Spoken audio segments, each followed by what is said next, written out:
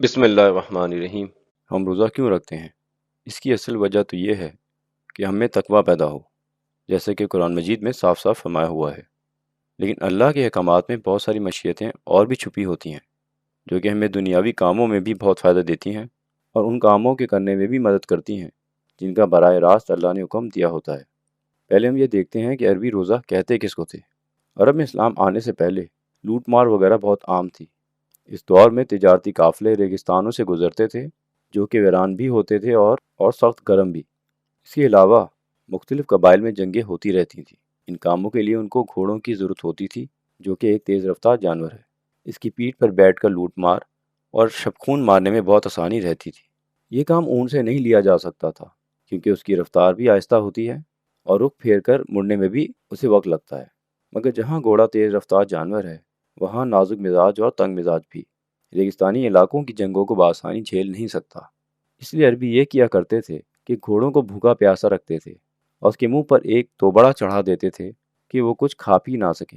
اس عمل کو صوم کہتے تھے اور جس گھوڑے پر یہ عمل کیا جاتا تھا اسے صائم یعنی روزے دار کہتے تھے۔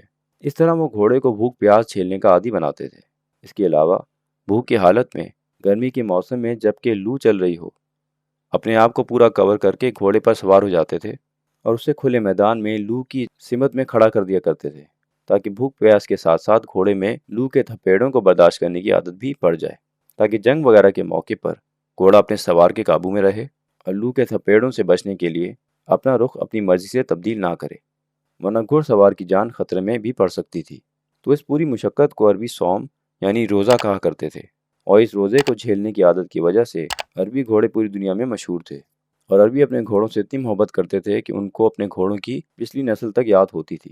جب عرب میں اسلام آیا اور صوم یعنی روزہ رکھنے کا حکم دیا گیا تو عربی اس لفظ کو سنتے ہی سمجھ گئے کہ اللہ ہمیں اسی طرح سے مشقت سے گزارنا چاہتا ہے جس طرح ہم اپنے گھوڑوں کو گزارتے ہیں، تاکہ ہم میں مضبوطی آ سکے اور ہم دوسری قوموں سے ممتاز ہو سکیں۔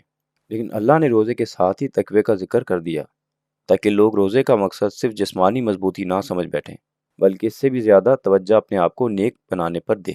اور پھر ہوا ایسا کہ مسلمانوں نے جب اسلام کو عرب اور عرب سے باہر پھیلانے کی کوشش کی تو مسلمانوں کو کفار سے جنگوں کا سامنا بھی کرنا پڑا۔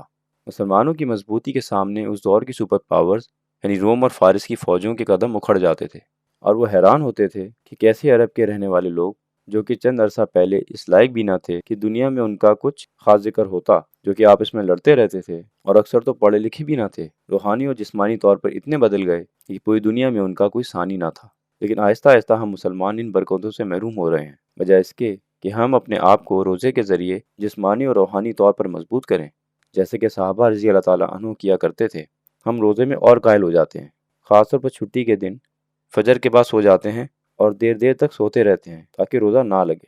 اس طرح ہم اپنے جسم کو اس مشقت سے بچاتے ہیں جو کہ عام دنوں میں ہم کرتے ہیں۔ ہمارے آباء و اجداد خاص طور پر صحابہ رضی اللہ تعالیٰ عنہ نے تو روزے کی حالت میں جنگیں تک لڑی ہیں، اور ہم روزے میں عام زندگی بھی گزارنا نہیں چاہتے۔ اور تو اور جو روزہ رکھنے کے صحت پر فائدے ہیں ان کو بھی ہم افطاری اور سحری میں جنک فوڈ کھا کر پامال کر دیتے ہیں۔ ہمیں پوری کوشش کرنی چاہیے کہ روزے کی حالت میں صرف عبادات میں اضافہ کریں، کاہلیت میں نہیں، اور اپنی غذا کو جتنا ہو سکے سادہ رکھیں تاکہ روزے کی جتنی برکتیں ہیں ان سے ہم بھرپور فائدہ حاصل کر سکیں۔ اگر آپ نے اس ویڈیو میں کوئی نئی بات سیکھی ہے تو ویڈیو کو لائک کریں اور چینل کو ضرور سبسکرائب کریں۔ اللہ تعالیٰ ہم سب کے علم میں اضافہ فرمائے۔ ربی زدنی علما۔ جزاک اللہ خیر۔